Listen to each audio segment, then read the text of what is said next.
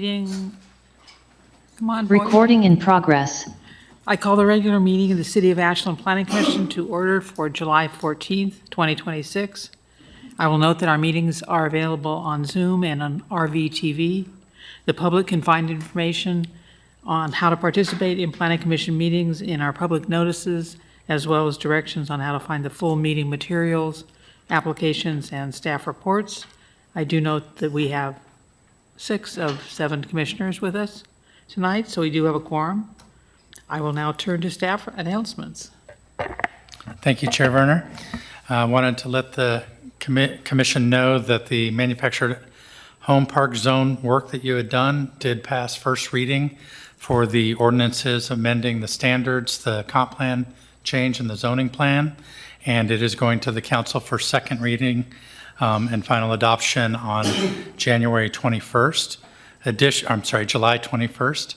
Also on July 21st, they will be taking up first reading of a modified ordinance for the manufactured home park tenant protections. And I've provided you each with a copy of what's in the council packet. Not that you have to take action on it, but I know that you were interested in what would come of legal review. Additionally, the city's long-range strategic plan is moving forward, and it's in its final phases. The community and staff are, the engagement parts have wrapped up this spring, and the results have been synthesized into a draft plan framework. And that final plan is anticipated to go to council later this summer and for adoption. And updates are posted on the city's website on that project. I also wanted to note that the August 11th regular meeting for the Planning Commission will be bringing forth 2 separate ordinances. One ordinance is implementing Senate Bill 974. We've talked about it at a study session previously. And addressing another ordinance is related to flag drive variances. Again, we spoke about that at a prior study session. I'm sorry, what? Flag drives variances for the grade of a, to exceed 18% grade when circumstances demonstrate that meeting that is not feasible. Okay, thank you. Also wanted to note that the July 28th study session, we were anticipating bringing those ordinances before you on that date, but due to noticing timelines, they will not be coming to you until August 11th. And as such, we do not have items for the July 28th study session. And those are my update. I did also want to note that on Wednesday, July 22nd, from 3:30 to 5 o'clock, the community center will be having its ribbon cutting and opening to the public. So that's all I have for updates. Do we want to take a moment now to make a decision on whether we want to cancel the July 28th meeting?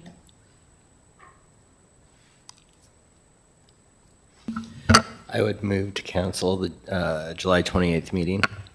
Is there a second? I'll second it.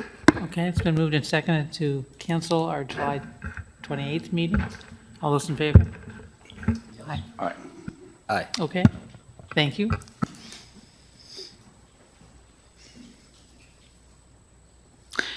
Our next item is the consent agenda for approval of minutes for June 9th, 2026. Does anybody have any things to discuss? No, I was just going to move to Oh, approve. them. please do. Please go ahead. Move to approve the minutes from June 9th. Okay, is there a second? Second? Okay, it's been moved and seconded to approve the minutes for June 9th. All those in favor? Aye. Yes. Aye. All right. Okay, unanimous. Public forum. Well, okay. Okay, moving on to number 4, discussion items, transportation system plan and public engagement plan update. So thank you. Tonight is an informational study session on the transportation system plan update. So to begin with, no action is requested of the Planning Commission at this evening. Before getting started, I wanted to acknowledge that Scott Fleury The city's Public Works Director is joining us via Zoom, and Public Works is the city's, and Scott is the project manager on the transportation system plan from the city side, and so he will be available for questions about the transportation system side of the work being done. I would note that this commission last saw this in May of 2025 when it approved a public engagement plan that was provided in your packets this evening. The project did experience some contracting delays, but the consultant contract is now executed and work is beginning. So a little background in terms of what a TSP is. A transportation system plan is a long-range blueprint for how people and goods will move throughout the city over a 20-year horizon. And it covers all modes of transportation from walking, biking, transit, motor vehicles, and freight. It identifies the projects specifically and programs and policies that guide future transportation investments by the city of Ashland, and provides the basis for requiring those improvements in conjunctions with development proposals if in our transportation system plan those street improvements are designated as developer-driven. It is not an optional plan. The state of Oregon Goal 12 requires transportation planning, and the TSP is adopted as a supporting element of the comprehensive plan. And that connection to the comprehensive plan is what brings it before the Planning Commission, but it's also what gives it legal weight once adopted. It shapes land use decisions, capital programming, as I mentioned, as well as eligibility for state and federal transportation funding. So we're updating it now because we last updated it, and Scott can correct me if I'm wrong on dates, in 2013, after I think a 2-year effort at that point in time. So it's past roughly the 7-year review interval that the state encourages. This update will bring the plan into alignment with the current conditions and community priorities, namely new state requirements, including the transportation planning rule, provisions adopted under the Climate-Friendly and Equitable Communities program. As well, I wanted to note that in reviewing ODOT's strategies and for TSP guidelines, and I included a subset of those in your packet, it cites Ashland's last TSP as a success story, specifically the North Main Road Diet that began as a 1-year pilot project and was made permanent. So it's interesting to see our transportation system plan used as a guide for other communities. It's important to note ODOT is providing funding and project management support for this, and the contracted with Alta Planning and Design as the consultant team that will be working with the city. And Alta is a nationally recognized firm with deep experience in multimodal transportation and active transportation planning. So city staff, ODOT, and Alta will coordinate through the project management team. We'll be meeting once monthly over the life of the project. And the life of the project at this point is envisioned over a 2-year timeframe. So with the first kickoff meeting happening on June 29th, we're really at the initial stage of it. So the general timeline is summer and fall of this year, the project startup, public engagement plan with the consultant. We provided the public engagement plan that this body reviewed back in May of 2025 to Alta Planning. They're going to be reviewing that and assisting us in preparing a community profile. As part of that contract, it also includes launching a project website and having a central repository for all information for the public. In fall of 2026, we'll be looking at beginning some community engagement.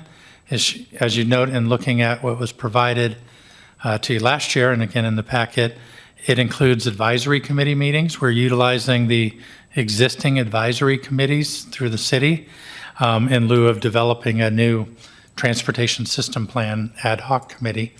So we'll be coming to the full committees on a number of issues throughout the period. In late 2026 into 2027, we'll go through the inventory and analysis of how the system performs today, followed by future conditions analysis, forecasting based on planned growth. So that ties it back to the buildable lands inventory that was completed in 2023.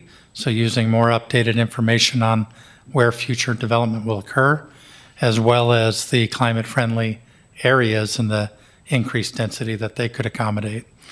Then we move into mid to late 2027, and we'll be looking at solution development for each of the travel modes and different alternatives, and identification of preferred and cost-constrained project lists. And so once the draft TSP is completed, then we'd be looking at joint planning, city council, transportation commission work sessions in order to prepare for the final adoption hearings of the comp plan amendment. So again, that's my brief overview of where we are. I did want to know that the Planning Commission has really two distinct roles in this. First, the city's designated Committee on Citizen Involvement is the Planning Commission under Chapter AMC 2.12170. And so in that role, the commission helps establish and evaluate public engagement opportunities throughout the project. So although you looked at the initial plan back in May, as we go through the process, if there's opportunities for enhancement or if things aren't working right, we would be coming back to this commission for further review. So again, those key milestones might be a good opportunity to look back and see what might be needed. Second role of the Planning Commission is really your legislative role, which you're familiar with. So the commission will hold public hearings on the draft, forward recommendations to council, and would also be doing the same for any related amendments to the street standards, which are embedded in Chapter 18 land use. Coming out of this project may be alternative street designation types, as well as modifications in order to accommodate multimodal development or multimodal transportation. And so those would all be part of your legislative role. So that generally wraps up my overview, and I'm happy to open it up for questions. It is an informational session. It's a good opportunity to reach out to Scott Fleury, who was kind enough to join us this evening as the Public Works Director. He brings a depth of knowledge about transportation system itself, street operations, maintenance, as well as the capital improvement side. So while we have him on the line, please don't hesitate to ask any questions and point them his way. And in that vein, I'd also like to turn it over to Scott to see if he can elaborate on or correct anything that I have said so far in this overview. Thanks, Brandon. I think really quickly, the only thing that I would add is that Alta is the lead consultant agency. They do have a sub-consultant with them, Fair and Peers, and Fair and Peers will be doing all of the traffic analysis, the traffic counts, and the future condition modeling.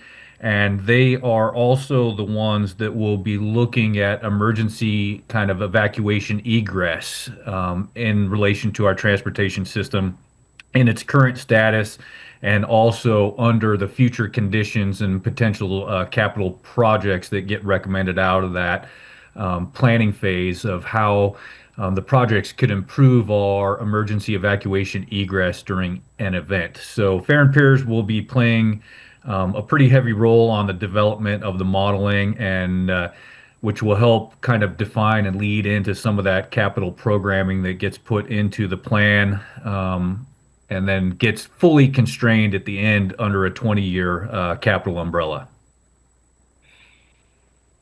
But I think everything else you said, Brandon's good. Brandon, you mentioned an August 29th meeting of some sort?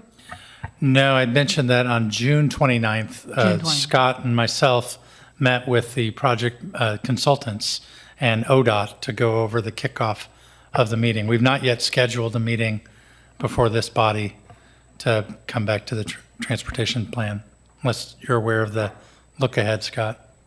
No, not yet. We're really in the request for information stage right now. So Fair and Peers has submitted their RFI memo to Brandon and myself, and so we're in the kind of the data collection repository building stage right now to get them all of the background information and files so they can start their kind of histrionic review as we move forward. And as Brandon said, we'll be meeting with the project management team monthly, which includes ODOT regional planner is part of that to ensure that we're, following the contract rules requirements, but also TPR rules throughout the process.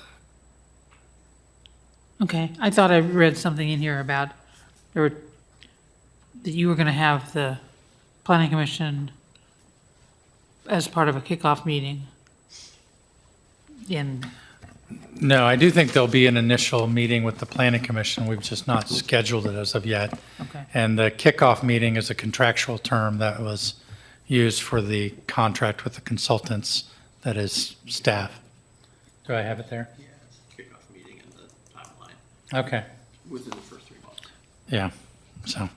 okay. Yeah, and that was the timeline from back in May of 2025. So we've provided that timeline as well as the spreadsheet showing the timeline to the consultants because they need to correlate that with their schedule as well.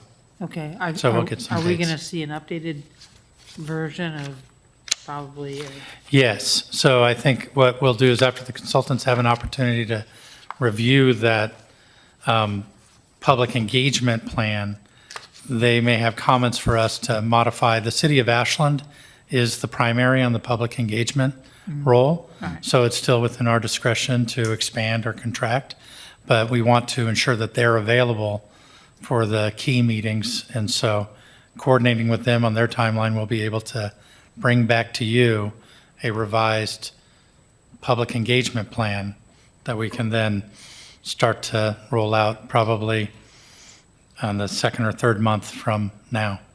okay.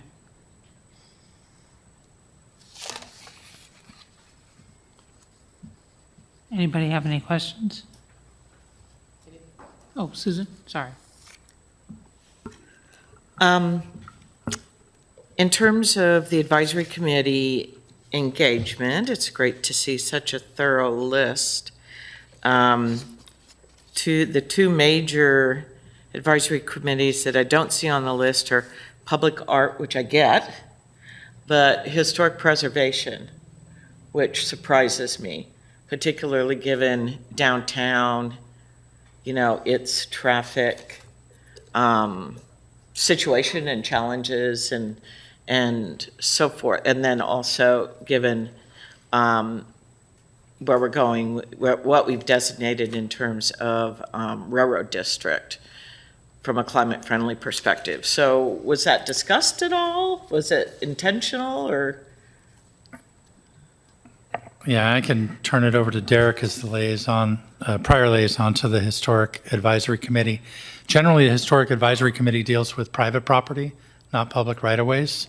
And so I do think if there was, now that you bring it up, I'm thinking of some particular times in which the Historic Commission has weighed in on modifications to the public right-of-way, namely in sections on B Street where there's some historic markers within the public right-of-way or rails along the curbs that were for protecting wooden tires.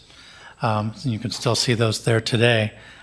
So I don't think it was intentional to not include the historic committee. I think we were looking at those committees that had the most direct impact on transportation system. But Derek, you went to that meeting on the transportation system or Transportation Advisory Committee when they discussed I mean, I it. think where we would think about bringing historic in is if we were proposing major changes to any of the 4 districts, and I don't think that was at least initially envisioned. We would certainly have the ability to add them in if something came up with, reconfiguring circulation through downtown or something like that. But at least preliminarily, we weren't expecting anything that would really get to the districts. Apologies if I missed this in the overview. I would anticipate that the plan would address parking?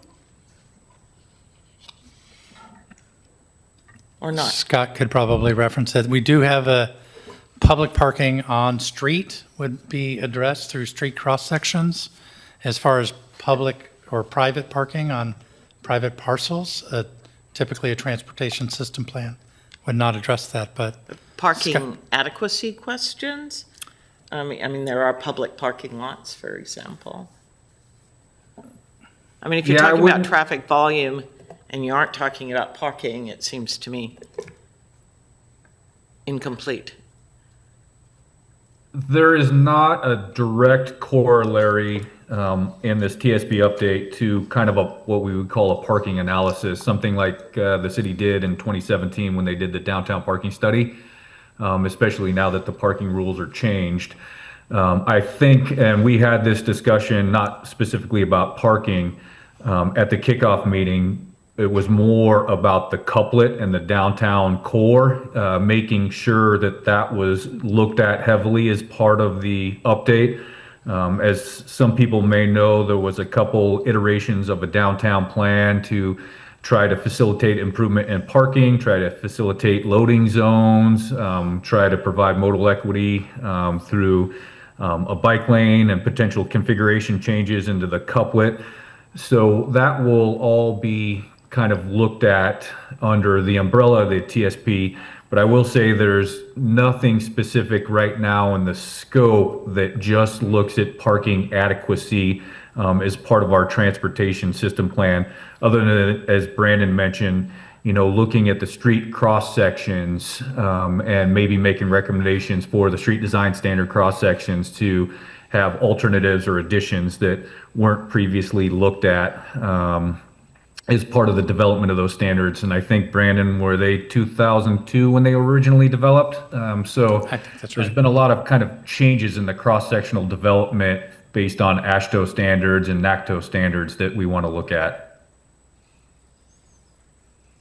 And I can just add a bit to that Carl Johnson in engineering and I met with DKS, which is an engineering firm that's working with ODOT to help develop performance standards measures tied to climate-friendly areas for inclusion in the TSP. And there are performance measures related to parking, not in terms of adequacy of parking, but in terms of how the city is managing parking as a way to encourage greenhouse gas reductions, and encourage people to rely on other modes other than single occupant vehicles. So that will be a discussion point in establishing those performance measures that are going to be tied to the TSP as well. And I think, sorry. Oh, go ahead. I just, one of the things that from a staff level we've talked about that, will be part of the discussion is, looking at the timed parking structure downtown and within the corridor and making recommendations for potential changes to the time structure and the layout of that time structure to, facilitate some more turnover in the downtown.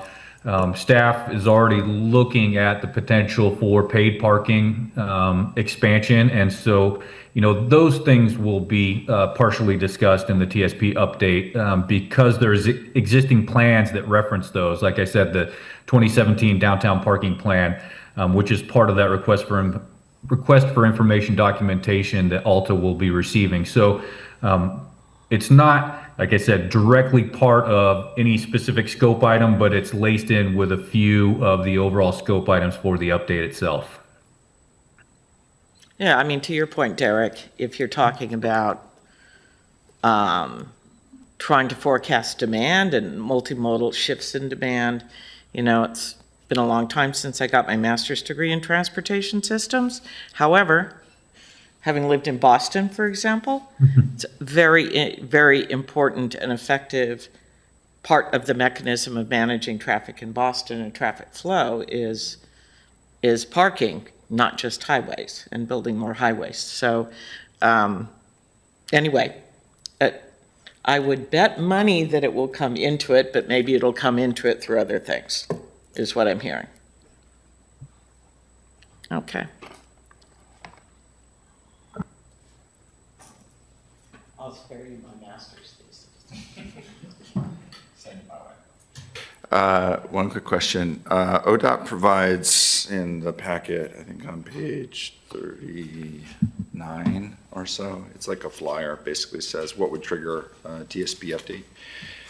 I was just curious if Alta received anything from the city with specific objectives outside of, the tremendous source documentation and process that they're going to go through that the city is aware of that they're hoping to fix through the process. It might be too early to ask that question, but did you have a wish list in addition to the standard process? Well, I know the standard process doesn't typically include wildfire evacuation studies, and that was a add to the contract. Scott, having gone through that contract over a 1-year period of continual refinements, probably knows better if there's other things that are outside the normal TSP. But I do know that was one priority goal that the city set forth, and ODOT was amenable to incorporating it into their contract. Is there others, Scott? That's the specific one. So as part of the TPR update, ODOT essentially, because they are the contracting agency and they're the ones who are funding a majority of the TSP update, basically wrote scopes of services and kind of the contract documents to align with ensuring that a TSP update that gets completed meets all the requirements of the TPR update. And so that's how the basis of the scope and the contract were developed. The one thing that, as Brandon said, that I pushed from the start was having some component of evaluation of our system against an emergency evacuation process, building on what the evacuation time estimate analysis did a few years ago, and taking that information and developing recommendations towards some level of enhancement, capital improvements, signage, striping, marking, anything that we can do, traffic cameras, things of that nature that would help improve our response during an evacuation process. And one of the things that we talked about at the kickoff meeting as well is ensuring that at specific touch points, Kelly Burns, our emergency manager, is part of this TSP update and these management meetings and other public education outreach meetings that we'll have to kind of align what he knows about emergency management with our TSP update and our project list and kind of the final outcomes of the TSP itself. Thanks a lot. Go for it. Thank you. I had the opportunity to read the ODOT contract with Alta because it was provided to the Transportation Advisory Committee for their meeting this week. And I just want to tell everybody how grateful I am that staff put the evacuation piece before ODOT and got them to agree to add that to the contract. I think it's a critical piece for Ashland. It's really timely. And so I'm grateful that that's there.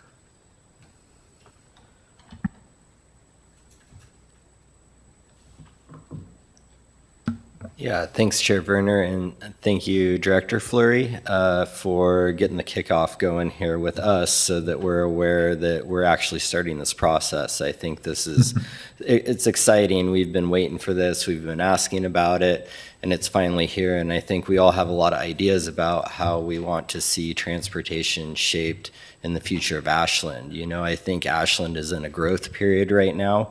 I go downtown, I see a lot of people, I see a lot of cars, I don't see a lot of parking. But, you know, I think that we have a lot of opportunity here to shape something really nice for our community with the transportation system plan. And so one of my questions is, when do we get the chance to share our ideas about what we want the future to look like for the TSP?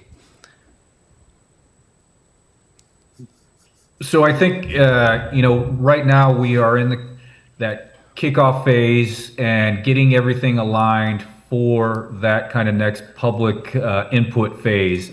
We're going to be going to the commissions and committees with specific questions and asks. We're going to have a survey developed, some information on the website. One of the requirements of the website is for people to be able to sign up and register for ping points. So if something gets uploaded or information changes on kind of that TSP website page, people will get notified. And then we are supposed to have a dedicated email address as part of that, so people can send us in questions or input and things of that nature throughout the whole process. So I think Brandon kind of aligned it a little bit. I think we're looking at fall as kind of that kickoff for that public input to begin with. One of the things that's changed a little bit since that original engagement plan was developed using kind of a template last year is the city has kicked off the strat plan and has done a pretty significant engagement portion with that. And we want to incorporate some of the feedback findings from that strat plan engagement into the TSP. So Alta and the consultants have that as well. I think there were over 2,000 responses to the survey and the information pushed out through the strat plan and engagement side of things. So that's a healthy dose that we can take and help cater some of the survey questions and information that Alta and city staff develop that goes out to the commissions and committees and the community moving forward. But I would say just the simple answer is fall through a big portion of 27 moving forward for that input stage. Fantastic. Thank you, Scott.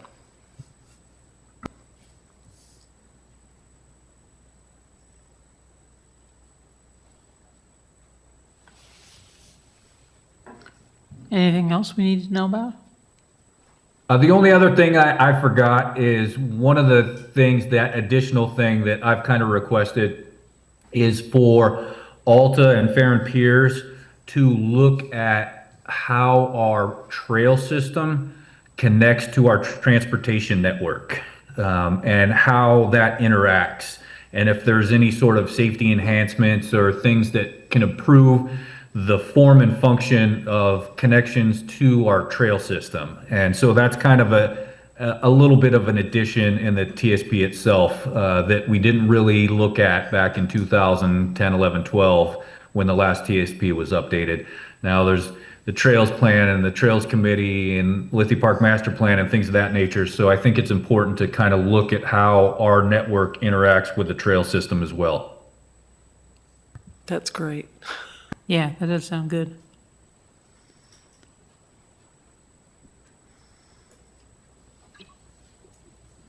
And I'll be quiet now.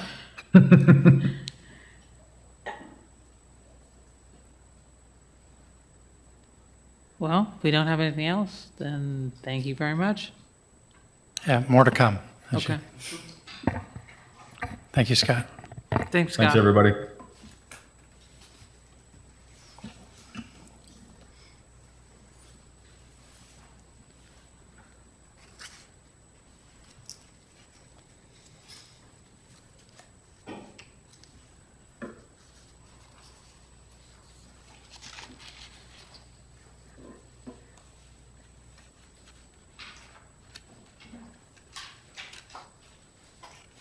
This next study session item, Planning Commission ORS Research and Resources this next study session item was requested by the commission to assist in looking up legal information online. Fortunately, Aaron Anderson, who's a senior planner in our department, I think looks up legal information for entertainment purposes on weekends, so is very adept at this. And so I've asked him to put together a little bit of information, which we provided in your packet, and also a brief overview of how he goes about researching different topics related to land use. He's only slightly joking, but I do stay pretty up on LUBA rulings. In general, decision makers are discouraged from gathering their own facts out of hearings, especially in quasi-judicial matters. However, researching the law itself is generally appropriate. One key distinction that is important to be made is the role that you're playing. If you're reviewing a quasi-judicial application, the introduction of extra record evidence can be cause for remand. But if you are doing a legislative action or working on a policy implementation or crafting an ordinance that's implementing state law, Obviously, researching the relative statute is fine. These examples were in the memo that I provided you. The short version is it's okay to know that a particular intersection is busy. It's not okay to go out there on a Wednesday afternoon and make your own traffic counts. And that sort of, for me, kind of sums it up the best. So general knowledge that you have is fine, but going to a site visit and that wasn't coordinated and making findings of your own would not be appropriate. So can I ask you something? So how does that distinguish itself from each of us individually visiting a site in preparation for a meeting where that site has an application permit? Well, it's part of the reason that you make the announcements of, the fact that you have done a site visit. And, but you need to be careful about bringing that dialogue into your deliberations if you're introducing evidence that isn't in the record. And I want to be clear that I'm also not an attorney, and so some of these real specific legal questions, I may not be in a space to answer correctly for you. Okay. Brandon, do you want to add anything to that to clarify? No, I appreciated your analogy about the traffic counts at an intersection. Likewise, going to a site and viewing what a member of the public would view from the street, identifying the context of where that site sits within a neighborhood is all general information. If you're out there with survey equipment to determine slope, that may be information that was not in the record as provided by staff or the applicant or Okay. Or appellant. engaging with the neighbor. Yeah, that is a Yeah, issue right. that does come into play. Where visiting a site, if a neighbor comes out and sees you and says, oh, you're on the planning commission, let me tell you about these things, you should probably say, well, could you bring that to the public hearing so all commissioners can hear it? Thank you, Brandon. In terms of Oregon law and research opportunities, these links were in your memo. This URL is where you could go to research legislation that is pending. And I wanted to bring this up and walk you through a quick example. This worked during testing.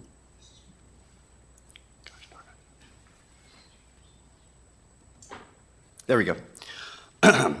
So, for example, let's say we wanted to research something about recent House Bill 1537. Knowing that it's House Bill 1537 isn't quite enough. You also need to know what session it was in. In this case, 1537 was in the 2024 session, and the previous sessions are here. And then under the 2024 regular session, you can find it. And that's not quite the same link that I had before, pardon me.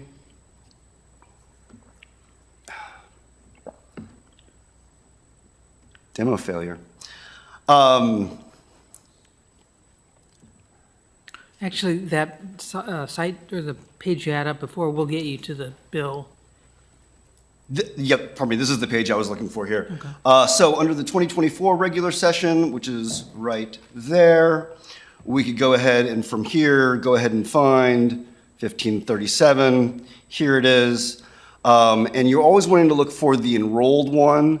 If you're really getting into the weeds, these would be the previous versions of the bill before it got passed.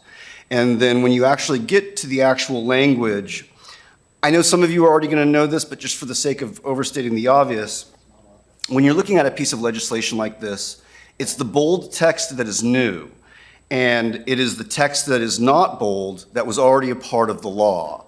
And so as you go through it, it's important to remember that the bold item is what's being added to the statute. There's not very often, I think, that you're going to end up looking at individual laws unless we're talking about an ordinance that's amending to be in line with a particular law. And then as far as ORS chapters, these are the primary chapters that relate to land use planning. And just again, a real quick example.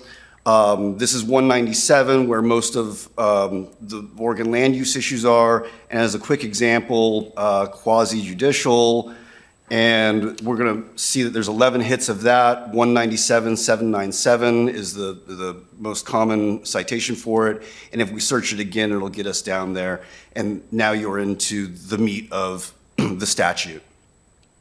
In terms of Oregon administrative rules, that's the other set of the law that really provide policy. And again, I can't think of too many occasions where a planning commissioner would need to get into these, but if you really wanted to understand the rules for the Land Use Board of Appeals in terms of timelines, that is all defined in OAR 661, and the LCDC and all of the statewide planning goals are within OAR 660. The Land Use Board of Appeals, or LUBA, as you know, is the body that cases can be appealed to beyond the city. They really have three primary resources in terms of legal research: head notes, final opinions, and published orders. The head notes are a place where you can do a great deal of research, and especially if you're trying to target a particular topic. This is found right here under legal research. Head notes is the first one. This link here goes to a combined version of the head notes. It's very, very large, on the order of probably 50 or 60 megabytes, but it allows you to search all of the head notes at one time. So if you're interested in a phrase like extra record evidence, you could search that across all of the head notes.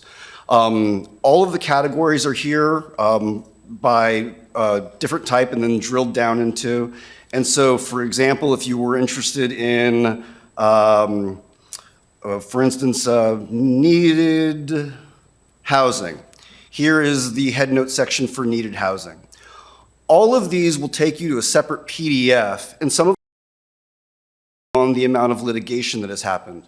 What's important to know is that these are in chronological order. So if you come to a topic and you want to know, and therefore probably often cited and strongest citation, you would go to the very end of the document, because these are going to be the oldest citations, and then as new ones are done, they're built on the top.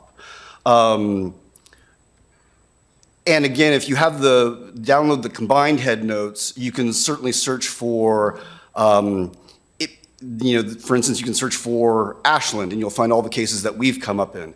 If you are interested in, for instance,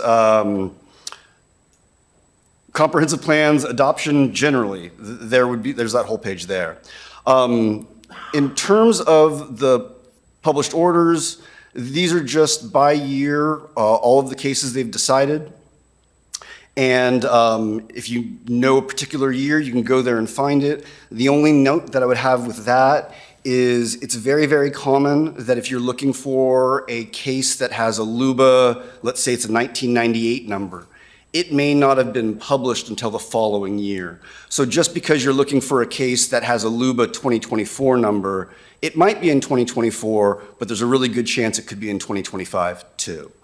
And then with regards to published orders, these can be really interesting, but it's really, really quite wonky.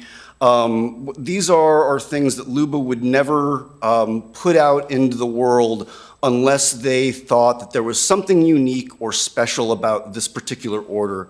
And so these get into really granular details about why they may have dismissed a case, but for some certain circumstance they didn't. And because that was the first time it happened, they said we should publish this order. And you'll find a lot of stuff like that in here. But again, in terms of relevance to a planning commissioner, I can't imagine there'd be a lot there that would be interested other than just research for research's sake. And to that end, I added this last slide here just because it's a really amazing resource. I mentioned it to Brandon at the beginning of the meeting that I had added a slide for SCOTUS, and he said, well, why on earth would you do that? And Nolan and Dolan are two of the cases that pretty much everyone knows in terms of land use that went all the way to the Supreme Court. And what's really amazing about OYEs is they've included all of these resources for all of these cases, and there's syllabus, there's information about the case, and if you go to oral arguments, it'll actually then have the audio of the oral argument. We'll hear argument next to number 86-133, And James Patrick. as it's going Nolan. on, Again, case is they'll submitted. highlight the justice We'll that's hear argument speaking. next to number 86-133, James Patrick Nolan. Sorry. And so if you really wanted to hear about how the oral arguments went, it gives you the full transcript and then highlights which justice was speaking as it goes on. So if you're at that level of case research, congratulations. And that's really all I've put together for you guys in regards to legal research. And just to support what Brandon said coming in, Monday mornings, typically Aaron is coming to tell us the new things he found on LUBA rulings over the weekend, so. Thank you, Aaron, very much for keeping us in the loop.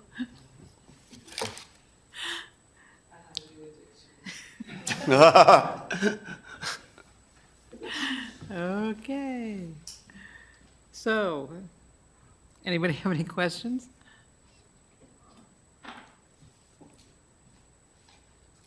I guess not. So, is there a motion to adjourn?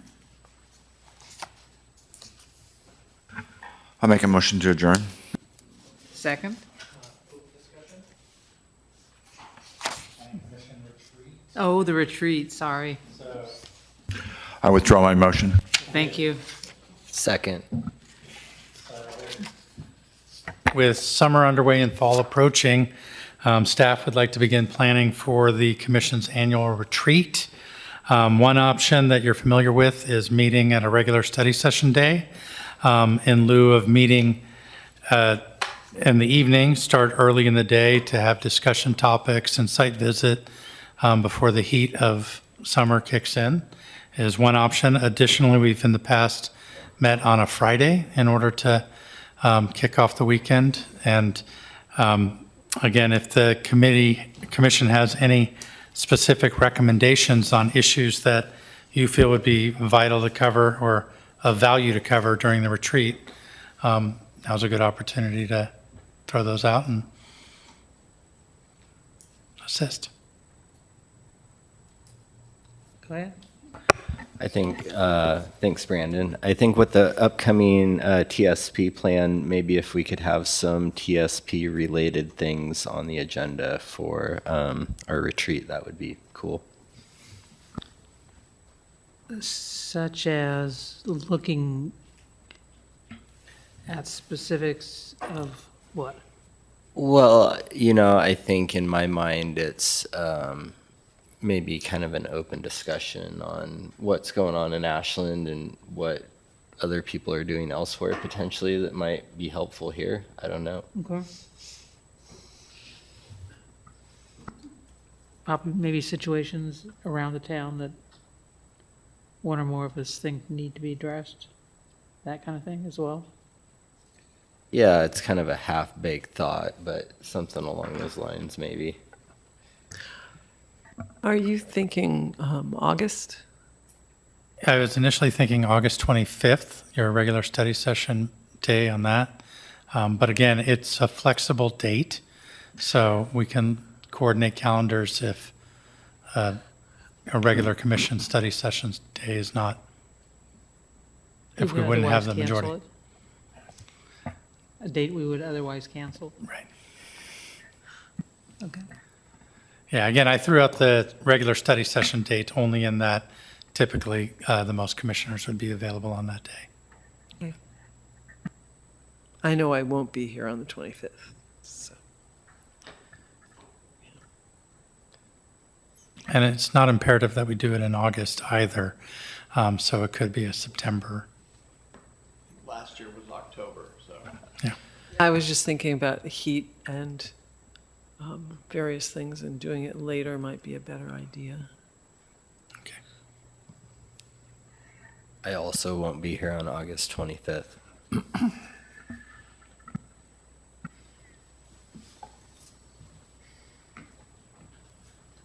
Well, I do think we want as many commissioners that can attend to be there. It's your retreat after all, so we'll find a date that works for all. I kind of enjoyed that we got together in October last year. It was such a beautiful fall day, looking out that huge window toward Lithia Park. And maybe doing it later could get us to a slightly more substantive conversation about transportation surface planning related matters, because staff will be, and the consultant will be closer by that point, right, toward getting into its existing conditions analysis. So that might be a timely opportunity for us to talk about that stuff. And we can make a site visit to the school drop-off or pickup time to see how transportation is working near one of the elementary schools. Maybe the intersection of Walker and East Main, we can try to make a left-hand turn there. Something else. This is legislative, so you would be. Too detailed. Something else came to mind as I was riding up the bike path here tonight is that I saw the work beginning, potentially the remediation out in the railroad district. Is that something that's happening right now? Yeah, it should be concluded by the end of July, the full remediation plan.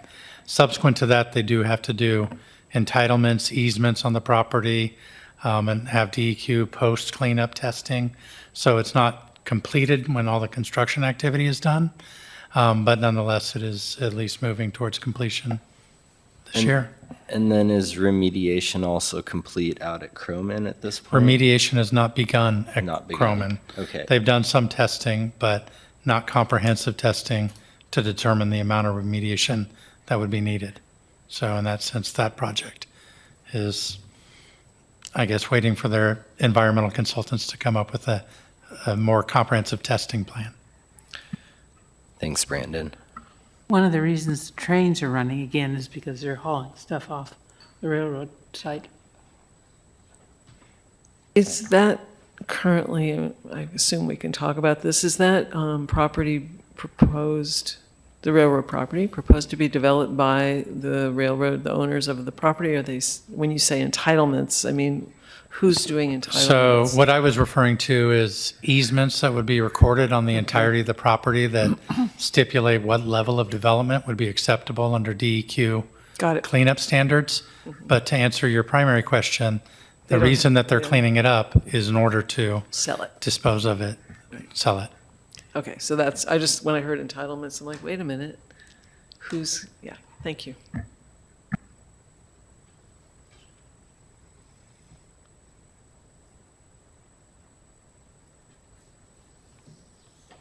Okay, now can we adjourn?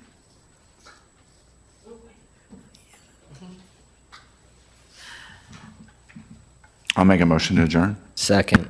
All those in favor? Aye. Yes. Okay. Out before 8 o'clock.